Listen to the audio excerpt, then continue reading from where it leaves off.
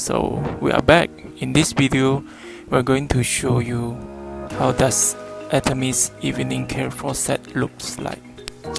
So when we remove the seal stickers, you have a look inside. It looks like this. Oops, there will be a leaflet welcoming you where it summarizes the contents of this care set. First tube will be the deep cleanser, and then there will be the foam cleanser.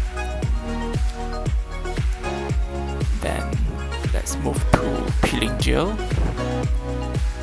Last but not least, the peel-off mask, which is my favorite.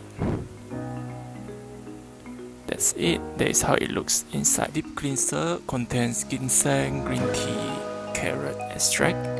Basically, it serves to remove makeup and cleanses the pores.